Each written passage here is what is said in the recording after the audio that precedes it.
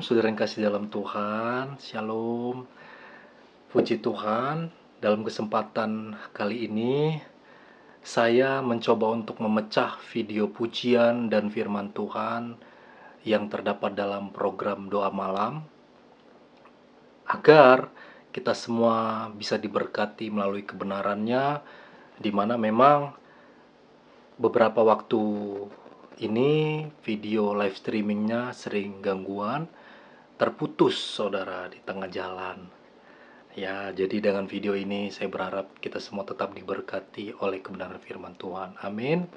Namun sebelum saya membacakan firman Tuhan, saya ingin menaikkan satu pujian yang berjudul Betapa Hatiku. Betapa hatiku berterima kasih Tuhan, Kau mengasihiku, Kau memilikiku. Betapa hatiku berterima kasih Tuhan, Kau mengasihiku, Kau memilikiku. Hanya ini Tuhan, hanya ini Tuhan, persembahanku, segenap hidupku, jiwa dan ragaku. Sebab tak ku miliki harta kekayaan yang cukup berarti untuk ku persembahkan. Hanya ini Tuhan, permohonanku. Terimalah Tuhan persembahanku. Pakailah hidupku sebagai alat-Mu seumur hidupku. Pakailah hidupku sebagai alat-Mu seumur hidupku.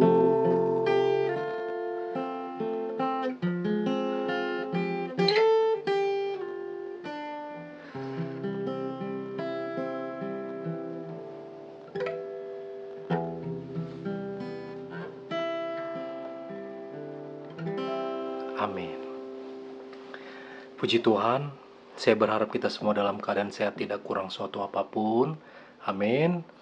Baik, dalam kesempatan firman Tuhan kali ini, saya memberi judul Lebih dari Iblis. Lebih dari Iblis. Mengapa demikian? Masa-masa akhir hidup manusia tidak ada yang tahu, saudara. Kalaupun kita sampai pada suatu masa penyambutan Tuhan Yesus datang di awan-awan, tandanya sudah sangat eksplisit dinyatakan di Alkitab. Orang semakin jahat, orang semakin fasik, orang semakin bersifat negatif. Ya, peperangan terjadi. Saudara, jikalau membaca sampai Wahyu, mengerikan, saudara. Maksudnya kitab Wahyu ya, mengerikan. Sejalan dengan itu, saudara, bagi setiap kita yang pernah menjadi pecandu alkohol, saya sendiri mengalami, saudara. Dulu adalah saya peminum. Ya, sampai akhirnya Tuhan bentuk, Tuhan ubah, dan terus dalam proses perjuangan Tuhan. Kita mengerti, sebagai pecandu alkohol, semakin banyak kita minum dalam kondisi atau situasi tertentu, entah itu berkumpul sama teman-teman sejawat, bercengkrama sampai larut malam, bahkan begadang sampai pagi. Kita minum segelas, 2 gelas, bahkan sebotol dan seterusnya. Ketika itu pembicaraan mulai dalam, bersifat pribadi, maka kita akan meluapkan seluruh keluh kesah dalam diri kita. Kita akan berkata apa adanya kepada orang sekitar. Dan itu jujur, saudara. Itu jujur dari dalam diri kita, dalam lubuk hati kita.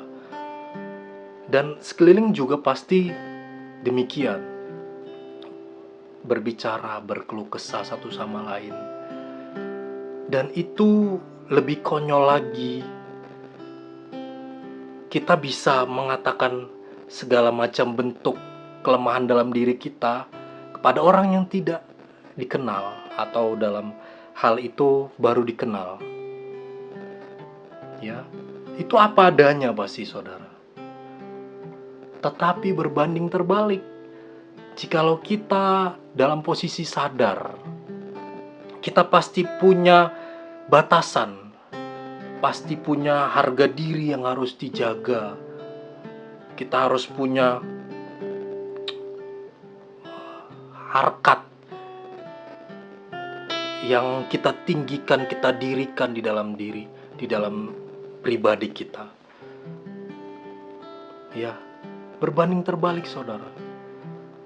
Nah, itu juga terjadi saat saudara yang memiliki kesempatan untuk konseling.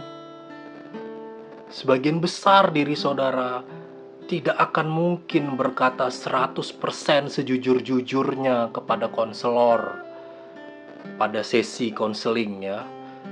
Pasti saudara menganggap ada bagian-bagian tertentu, ada aspek yang sifatnya aib, ya. Ini kadang membuat saya lucu. Orang mabuk bisa berkata polos, bisa berlaku apa adanya. Tetapi dalam kondisi sadar, orang malu akan perbuatannya. Ya, padahal dalam sesi konseling semua tertutup. Tidak ada yang tahu antara saudara dan konselor. Namun orang mabuk, kehilangan akal sehat, pada orang yang tidak dikenal berbicara terlalu jujur, terlalu lugas atas hidupnya sendiri. Ini tragis, saudara. Tragis. Contoh lain, pada masa-masa genting ini, banyak orang melakukan tindakan, perbuatan, ataupun preventif dalam dirinya, tidak lebih dahulu meminta izin pada Tuhan. Namun setelah melakukan tindakan, perbuatan, hal preventif tersebut, baru dia menaikkannya pada Tuhan, memohon agar tindakan itu direstui, agar tindakan itu diberkati, agar tindakan itu dilancarkan. Ini sesat, saudara, sesat. Contohnya,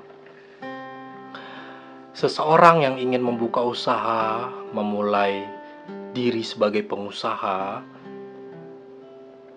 dia menghitung-hitung modal, anggaran, dan pengeluaran. Dikalkulasi begitu rupa, dan akhirnya dia membuat usaha yang dia anggap sesuai bidangnya. Lalu setelah dia membuat usaha dan terwujudlah apa yang dia impikan, dia panggil pendeta ke tempat usahanya. Dia panggil hamba Tuhan untuk mendoakan agar usaha itu diberkati, agar usaha itu dilancarkan, agar usaha itu berjalan sesuai dengan kehendak Tuhan. Bahasanya demikian, saudara. Namun hal ini tentu tidak sejalan dengan isi hati Tuhan. di mana yang Tuhan mau sebenarnya sebelum dia mengambil tindakan, sebelum dia mengambil perbuatan itu, sebelum dia memutuskan untuk memulai usaha, dia menaikkan izin lebih dulu. Bukan setelah jadi baru menaikkan proposal agar Tuhan memberkati usahanya. Salah, saudara. Ya, Daud sendiri dalam firman Tuhan yang terambil dalam 2 Samuel pasal 5 ayat 19. Dia bertanya lebih dahulu kepada Tuhan. Bertanya lebih dahulu. Daud kepada Tuhan, dia bertanya, "Apakah aku harus maju melawan orang Filistin itu? Akan kau serahkankah mereka ke dalam tanganku?" Tuhan menjawab Daud, "Majulah, sebab aku pasti akan menyerahkan orang Filistin itu ke dalam tanganmu." Sangat jelas. Daud lebih dahulu meminta izin, memohon kepada Tuhan sebelum dia mengambil tindakan, sebelum dia memutuskan sebuah keputusan. Ini berbanding terbalik dengan masa kini. Bukan berarti saudara tidak boleh memanggil pendeta ya ke tempat usaha saudara. Jangan diartikan secara kerdil.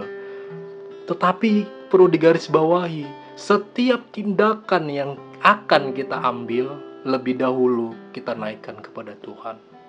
Setelah jadi, menerima approval dari Tuhan, baru kita eksekusi. Nah, di saat eksekusi, untuk menetapkan, meneguhkan, memantapkan dari apa yang menjadi keputusan kita, barulah kita kembalikan kepada Tuhan. Amin. Kenapa saya beri judul yang kejam di video ini? Lebih dari iblis. Lebih dari iblis. Karena jujur, pada hari-hari akhir, manusia akan lebih dari iblis, saudara. Lebih dalam konteks atau konotasi negatif ya. Mari bersama kita membuka firman Tuhan di dalam Ayub pasal 1 ayat 10 sampai dengan 12. Saya akan bacakan. "Bukankah engkau yang membuat pagar sekeliling dia dan rumahnya serta segala yang dimilikinya? Apa yang dikerjakannya telah kau berkati, dan apa yang dimilikinya makin bertambah di negeri itu. Tetapi ulurkanlah tanganmu dan jamalah segala yang dipunyainya. Ia pasti mengutuki engkau di hadapanmu." Maka firman Tuhan kepada iblis, "Nah, segala yang dipunyainya ada dalam kuasamu. Hanya janganlah engkau mengulurkan tanganmu terhadap dirinya." Kemudian pergilah iblis dari hadapan Tuhan. Saudara, sangat jelas, begitu eksplisit, iblis meminta izin kepada Tuhan sebelum dia mengeksekusi pencobaannya terhadap manusia. Wah, kita yang memang keliru jikalau kita tidak meminta izin lebih dahulu kepada Tuhan. Maka dengan demikian, judul dari kesempatan firman Tuhan ini saya beri lebih dari iblis. Karena setiap orang yang tidak meminta izin lebih dulu kepada Tuhan dalam setiap perbuatan, tindakan, perlakuan akan lebih dari iblis. Ya, berbahagialah orang yang berhasil makan makanan keras, bukan susu. Ya, demikian kesempatan firman Tuhan pada hari ini. Tuhan Yesus memberkati saudara dan saya. Shalom.